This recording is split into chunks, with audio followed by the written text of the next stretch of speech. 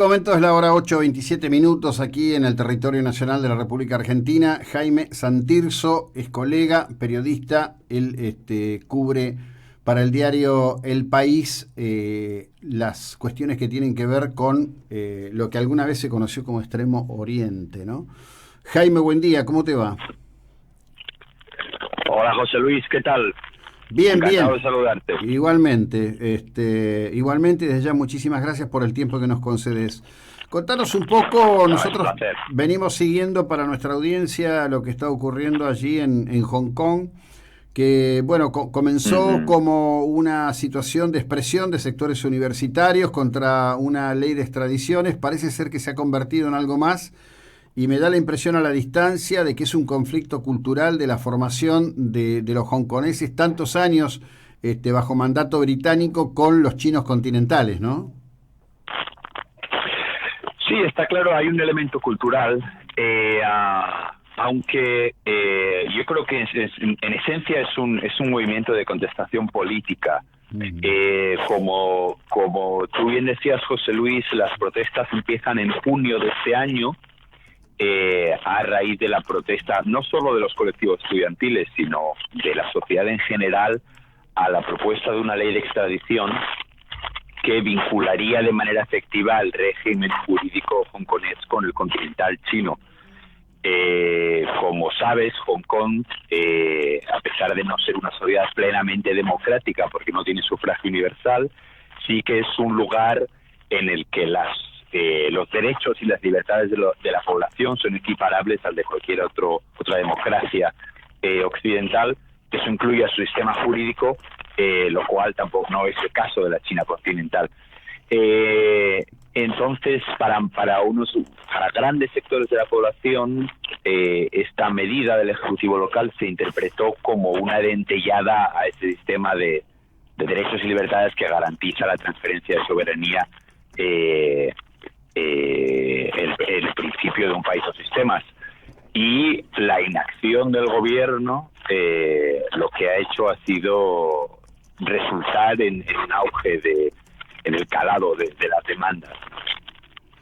Ahora, decime, de lo que vos ves, de la lectura, de lo que ocurre, ¿cuál sería el tipo de salida? Porque en verdad los regímenes que surgen de la cultura milenaria de China siempre tienden a ver a la fuerza del Estado como el eje central de la construcción. Y acá quedó claro en esta última movida, donde se habla de más de 1 millón de personas, de que el desafío al poder del régimen es muy intenso en el espíritu de los que se movilizan allí. Sí, sí, sí, sí, tienes razón, José Luis. Las protestas, pese a que los episodios violentos cada vez han sido más frecuentes, esto no ha repercutido en un menor apoyo social. Y eso es lo que es uno de los factores que hacen que la situación esté tan atascada, ¿no? La salida no es fácil pensar que puede suceder, porque son 7 meses ya de protestas en los que la gente no ha claudicado, que es más de lo que han durado ninguna protestas nunca en Hong Kong, ¿no? Al menos en la historia moderna.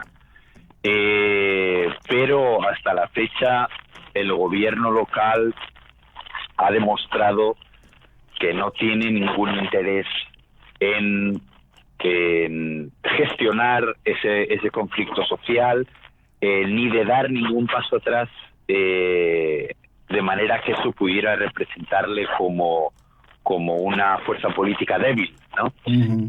Además recordemos que todo lo que haga el Ejecutivo local de Hong Kong en realidad no es más que seguir las instrucciones, sobre todo en momentos de crisis como este desde Pekín. Y Ujú. Pekín no es un régimen que negocie. No, no, claro, evidentemente, salvo con Trump, que un poco se ha colocado en el mismo plano de pensamiento que tienen los chinos para conducir sus asuntos públicos, ¿no? Sí, sí, bueno, en materia doméstica por lo menos. Sí, sí, Eh, claramente. um, pero bueno, hubo un momento en el que parecía que la situación podría reconducirse, que fue después de que los manifestantes tomaron el aeropuerto durante 2 días seguidos, que fue un momento bastante chocante, porque el aeropuerto de Hong Kong es el 8º aeropuerto más transitado del mundo y estuvo cortado. Se vieron además escenas de ira popular peligrosas, ¿no? Claro. Después de que eso pasara, fue el único momento en el que los manifestantes se tomaron un par de días para reflexionar e incluso pidieron disculpas en público por haber tomado esa decisión. ¿No? Decían que, bueno, pues que les alrededor, además, de cara a la comunidad internacional, ¿no? Muchos viajeros que se vieron afectados por las protestas, claro, decían que, bueno, al final que estaban asustados. Y yo creo que eso es la clave al final para entender lo que pasa aquí. Al final la gente en Hong Kong es una sociedad equiparable a de cualquier otro país democrático occidental. En Hong Kong la gente para mí lo que pasa en Hong Kong se resume en esto. En Hong Kong la gente es libre y no quiere dejar de serlo. Claro.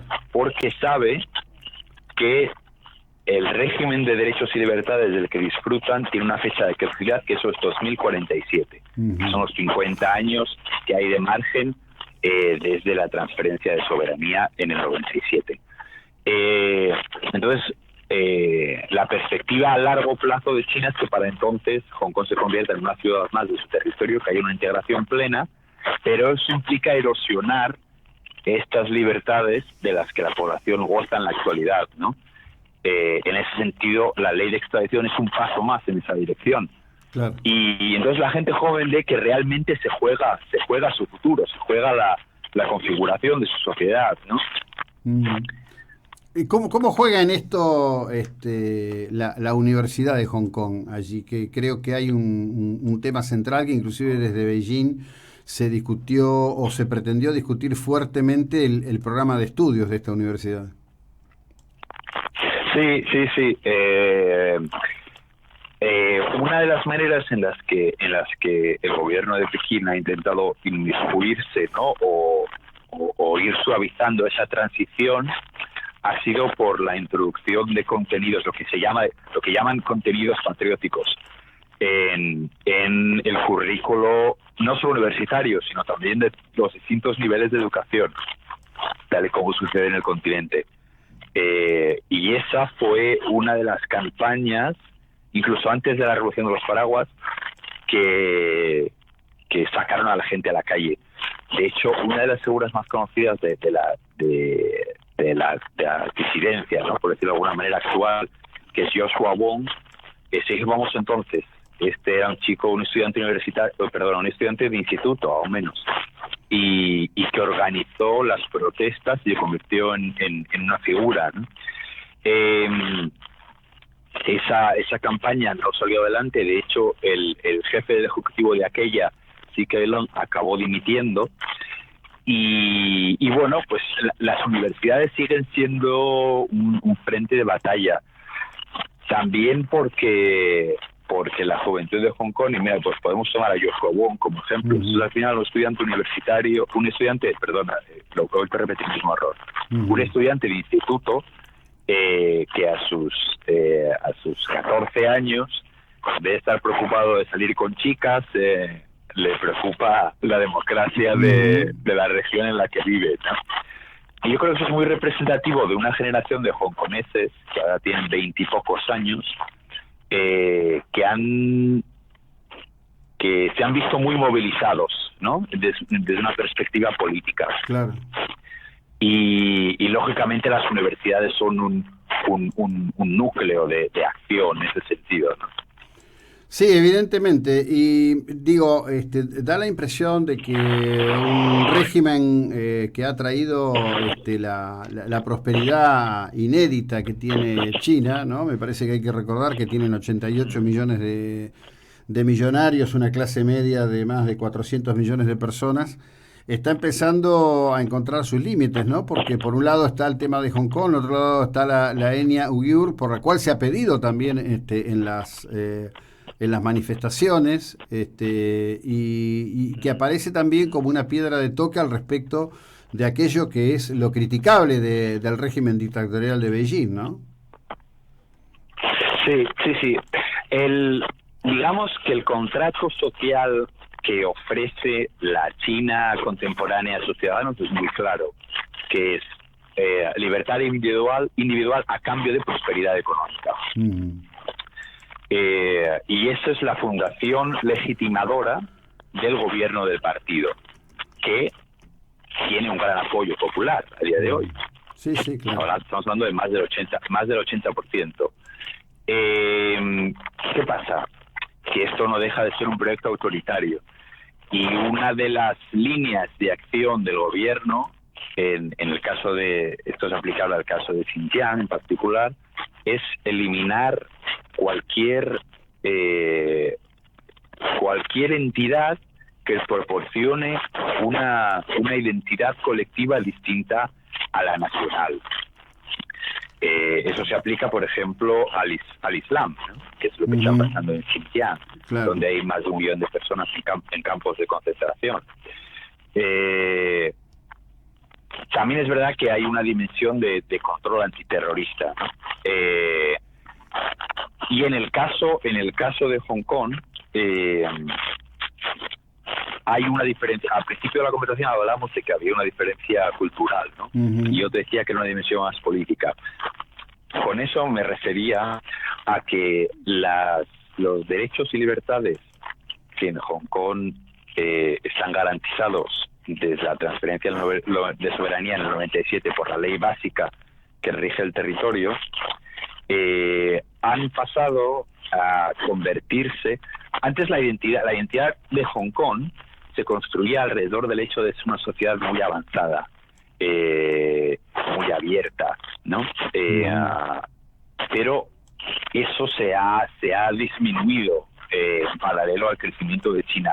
Entonces, ese factor identificativo ha virado desde una dimensión económica, que tendría mejor encaje en la China contemporánea, a una dimensión política, precisamente a esos derechos y libertades que los hongkoneses gozan. Los hongkoneses en la actualidad se sienten diferentes porque tienen unos derechos políticos que no solo en China no hay, sino que en realidad en Asia en general es una minoría. Por eso la intromisión del gobierno chino se ve como algo aún más urgente frente a lo que reaccionar, porque ataca el núcleo de su identidad colectiva, por decirlo de alguna manera. Claro, sí, exactamente. Además, está muy bien lo que marcás, ¿no? Porque en general, digamos, las sociedades asiáticas no tienen núcleos importantes que coloquen la cuestión al respecto de las libertades individuales en el centro de la escena de manera fuerte, ¿no? Sí, de hecho es que ni siquiera hay tantos países democráticos. Claro, sí, por supuesto. Eso pasa un poco en Taiwán también, por ejemplo. Donde, bueno, sí, es otro tema, ¿no? Pero bueno, sí. Taiwán es un régimen democrático también tiene vínculos polémicos con China que lo convierten en un nodo geopolítico, y también, digamos, que ostenta orgulloso el hecho de ser una de las pocas democracias de la zona, ¿no? Sí, por supuesto. Digamos que son procesos absolutamente distintos, que llevan, bueno, a un juego ahí muy intenso desde ya. Jaime, bueno, te agradezco enormemente el tiempo y la ilustración que nos has dedicado, Buena jornada, muy amable, gracias. Un placer hablar contigo, José Luis, que tengas un buen día. Igualmente. Bueno, Jaime Santirso, periodista, corresponsal del diario El País, justamente para los países de Oriente, de Extremo Oriente, como dice esa antigua expresión, ¿no?